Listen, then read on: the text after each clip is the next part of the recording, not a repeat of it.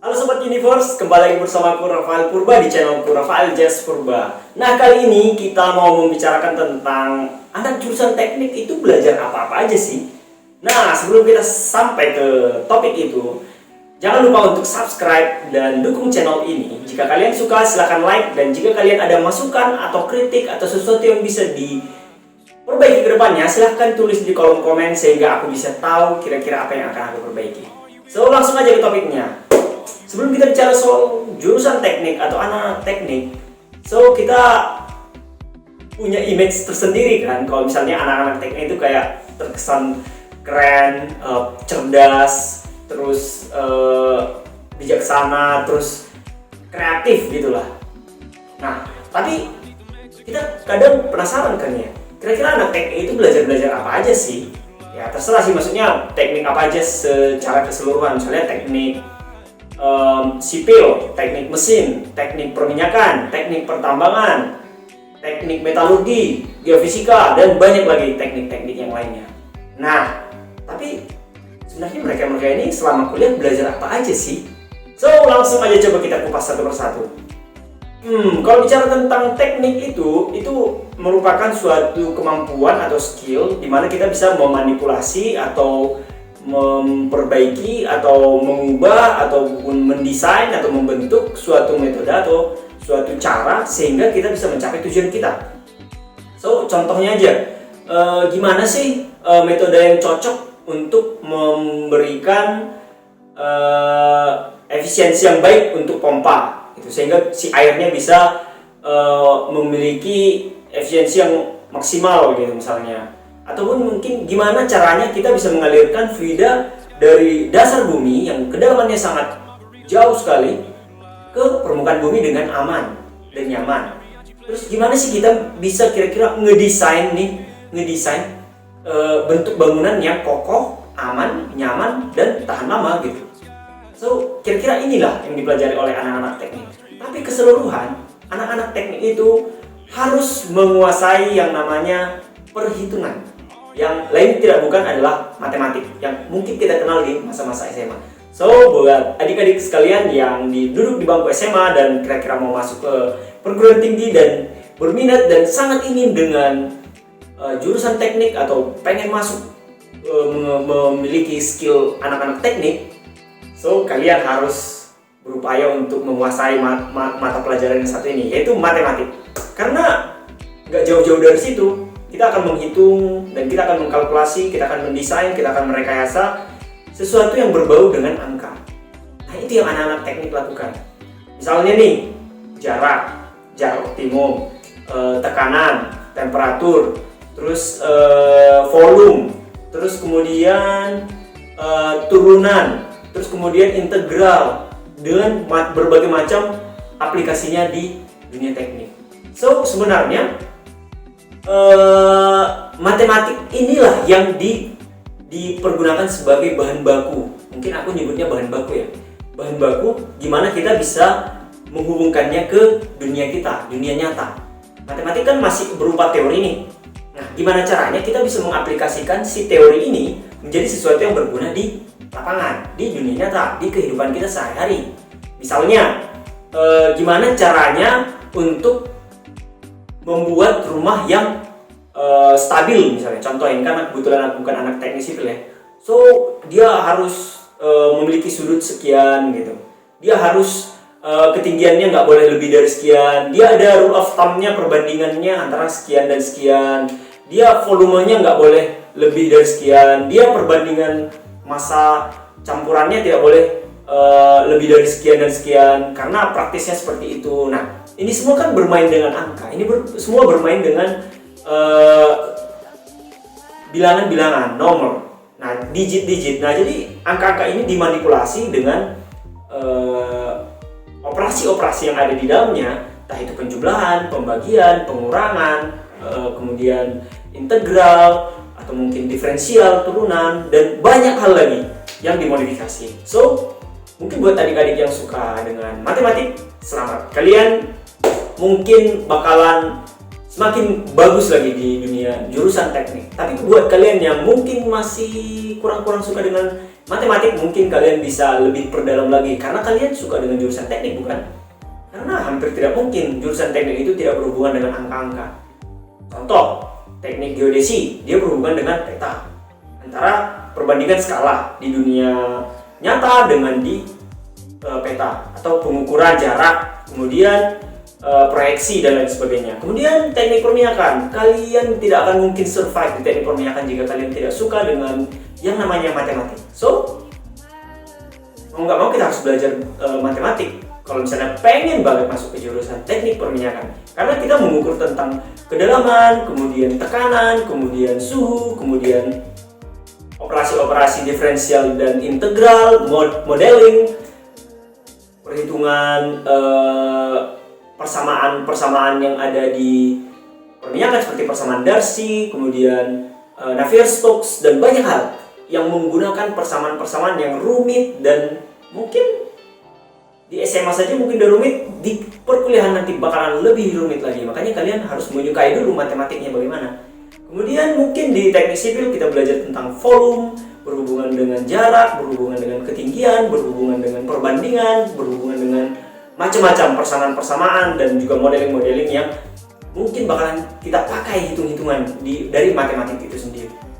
Dan banyak teknik lainnya, misalnya teknik mesin, efisiensi, kemudian kita bakalan belajar dengan mekanika fluida, bagaimana sifat-sifat fluida, karakteristik fluida, termodinamika, kita akan belajar tentang persamaan-persamaan panas, kalor, energi, dan banyak hal. Dan itu semua membutuhkan perhitungan dan persamaan-persamaan operasional dari matematik. So,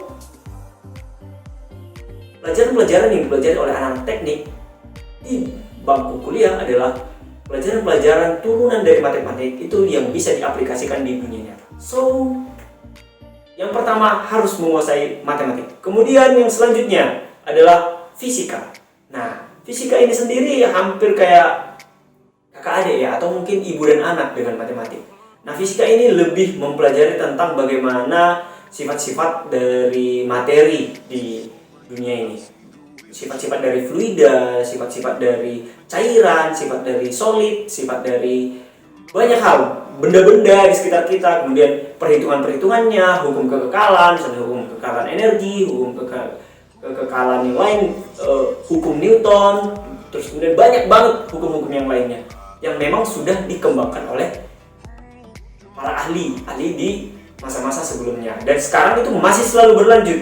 Seperti ilmu-ilmu itu mulai dimasukin ke digitalisasi dan juga ke persamaan-persamaan, komputerisasi, dan juga udah ada software-software yang merupakan turunan dari hukum-hukum fisika itu, sehingga mempermudah kehidupan kita sebagai teknisi, kehidupan kita sebagai insinyur, kehidupan kita sebagai orang yang berkecimpung di dunia teknik gitu. So, mau nggak mau kita harus paham konsep dasarnya, konsep dasar dari fisika itu sendiri, konsep dasar momentum, konsep dasar massa, konsep dasar energi, konsep dasar kecepatan, percepatan, konsep dasar banyak hal.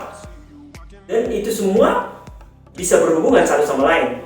Contoh, langsung masuk aja ke contoh. Misalnya di teknik sipil nih, gimana cara menentukan jarak yang baik dan benar sehingga bangunan ini lebih kokoh. Misalnya ada persamaannya, hukum fisikanya. Bagaimana antara friksi atau gesekan yang mungkin terjadi, bagaimana kalau misalnya terjadi pemuaian, apakah kita bikin galak jaraknya atau gimana. Nah, kemudian di teknik, misalnya di teknik mesin, bending misalnya, bagaimana kita bisa mengukur titik atau poin tertentu si materi itu bakalan putus. Nah, bagaimana kita bisa menghitung titik tertentu si materi itu akan kembali ke bentuk semula kalau misalnya kita melakukan bending. Kemudian gimana kita bisa menentukan efisiensi dari si mesin tersebut, gimana kita bisa mengukur energi dari suatu peralatan yang dibutuhkan, dayanya atau mungkin voltase dari listriknya yang dibutuhkan. Kemudian bagaimana kita bisa menghitung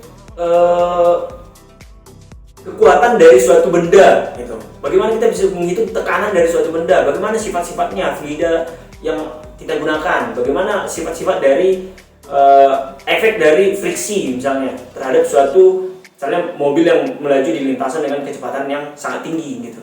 So, ini semua berhubungan dengan sifat-sifat dari materi yang ada di sekitar kita, baik itu udara, air, kemudian benda-benda padat, solid, dan juga perubahan-perubahan yang menyertainya dan karakteristiknya.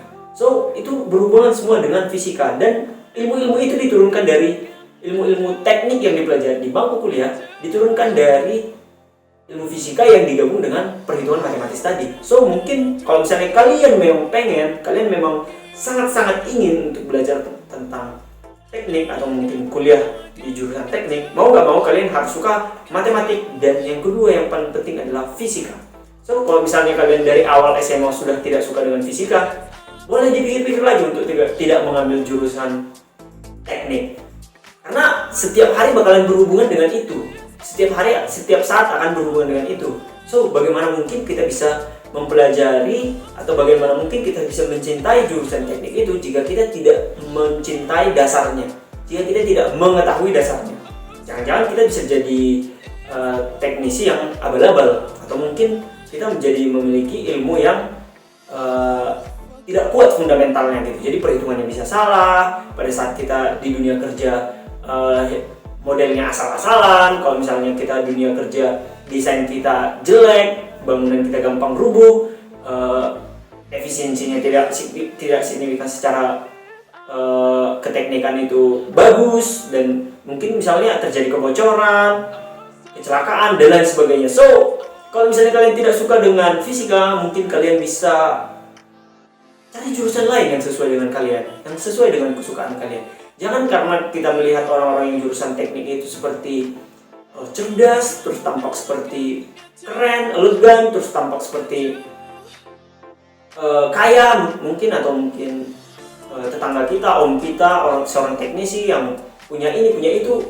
So, kita jadi ingin masuk ke jurusan teknik, jangan. Tapi masuklah karena kalian memang suka gitu. Karena yang namanya kekayaan atau mungkin uang itu bakalan datang dengan sendirinya jika kalian atau kita suka dengan prosesnya. So, itu merupakan turunan-turunan dari jurusan dari pelajaran matematik dan fisika itu. Mungkin akan ada turunan-turunan ilmu-ilmu yang lain. Contohnya di teknik kimia kan ada ilmu teknik pemboran. Di situ kita bisa menghitung dan bisa memodelkan bagaimana bisa dari permukaan sampai ke titik yang dituju itu bisa tercapai dengan baik dan juga tercapai dengan sesuai yang kita desain. Kemudian ada mekanika fluida, kita belajar tentang bagaimana sifat dan karakter si fluida, perhitungan fluida, bagaimana menghitung friksinya, bagaimana menghitung kecepatannya di dalam media berpori, bagaimana menghitung karakteristiknya di pipa, dan lain sebagainya. Banyak banget turunan-turunannya. Kemudian ada termodinamika, belajar tentang energi, kalor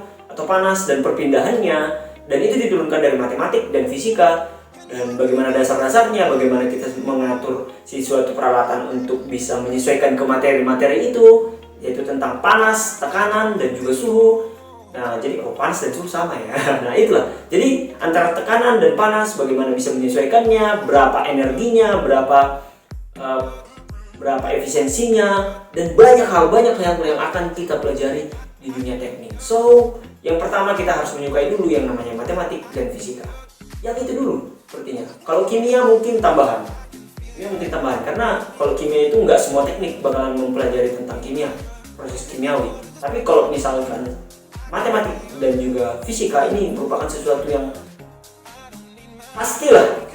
pasti dipelajari hampir di semua teknik. So, kembali lagi ke kalian, apakah kalian memang suka ke jurusannya, suka dengan ilmunya, suka dengan pekerjaannya, atau kalian suka dengan hasil yang dihasilkan oleh pekerjaannya, duit misalnya, mungkin ketenaran, atau mungkin apapun lah. So, pertanyakan lagi, kenapa kalian ingin masuk jurusan teknik? Mungkin itu aja dari aku. Semoga kalian bisa menemukan apa yang kalian cari, jurusan yang kalian suka, dan juga mencapai cita-cita kalian. Stay bold, aku Rafael Purba, sampai jumpa.